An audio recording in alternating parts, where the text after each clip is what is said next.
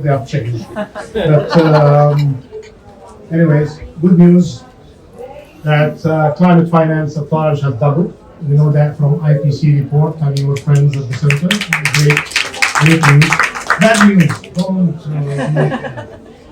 Well, for the subject that we're tackling now, the share of climate finance for adaptation had declined from 7%, as miserable as it was, to 5%. And that needs to change. And that shouldn't really be in a kind of a useless race between mitigation and adaptation, because definitely, as being reflected in all speeches and the possible outcomes, that we need to triple the investments in renewables. We need to push further our work and efforts in reducing the emissions.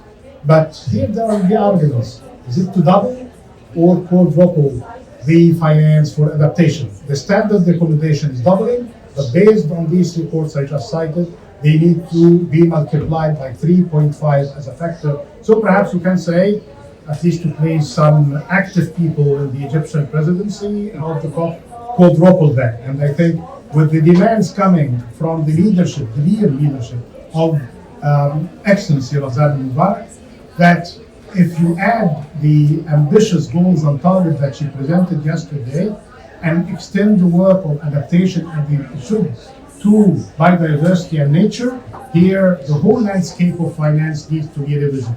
So my simple proposal, and based on the success that we have seen in this COP from day one, quoting a good friend, the president of the World Bank, and he knows you well, Bob Zolik, prior preparation prevents poor performance.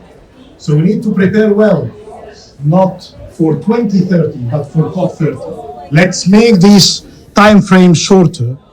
And here, because we can have accountability, I don't know who's going to be the leader of the COP that will be hosted in 2029, but I know very well Razan Mubarak and what she's capable in doing, and we hope to have a strong partner with her. For the next COP, which is going to be focusing on finance, and for the following COP that is going to be focusing on NDCs. And for the excellent points about this kind of disconnection between not just water and climate action when it comes to adaptation and the impact on poverty, I'm afraid there are many issues of disconnection that we need really to fix while we are trying to have a good agenda for change. We made a good job that you are building on here in COP28 in Sharm el-Sheikh by making the SDGs the comprehensive, holistic approach that covers sustainability at large. If you are doing well in water, congratulations. It's not just something to do with adaptation, it's SDG 6. If you are doing better in land management and food security, congratulations, you achieved SDG 2. If you are doing better in resilience, this is SDG 11. If you are doing better in energy efficiency and access, this is SDG 7. So this false dichotomy that was created and get us really busy fighting in different camps needs really to end. We need to have this kind of united, integrated, holistic approach. This is not against specialization. This is not against those who have their life 24/7 dedicated to one particular area of focus. We need the specialists. But if we are losing the attention to the fact that we need the SDGs that are very much off track themselves, 12% only of the SDGs are on track, and that includes actually many of what you talked about now in water, in issues related to agriculture, and matters related to do with resilience at large. So we are relying on your support for the success, not just of this COP, which had a great start from the very beginning, because of the fruits of good preparations that resulted in the loss and damage fund to be announced in the first hour of the meeting, that resulted in a $30 billion unprecedented support on private sector initiative and catalytic funding for global engagements. And that was tested. That was not just somebody, Mr. President, we have 100,000 participants and the world is looking to us, let's do something to announce. That was hard work for almost 2 years. and that was tested in Kenya, in Nairobi, for 4.5 million, tested with private sector, with capacity, with possible partnership. We need more of that, of preparation. So take finance seriously for next year.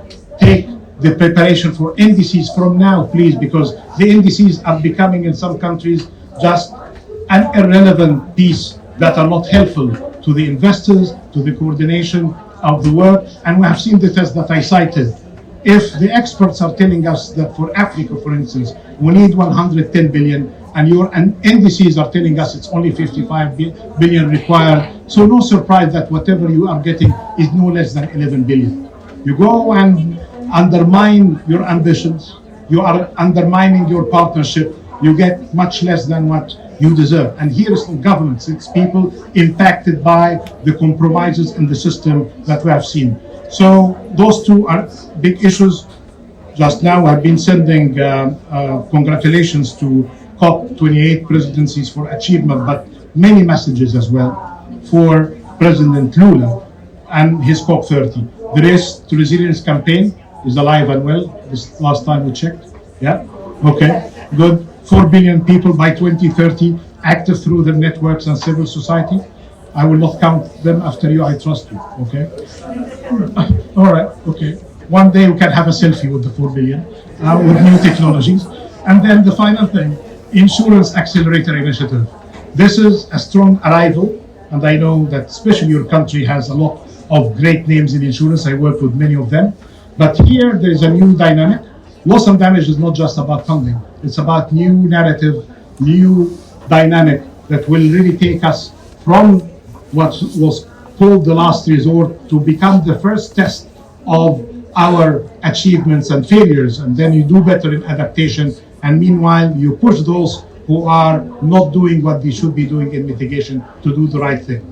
Otherwise, we'll be saying the same thing again. It will be very boring and it will be very embarrassing. And you cannot talk about credibility or integrity anymore, even if you have a nice report to monitor that. Okay, all the best. Thank you.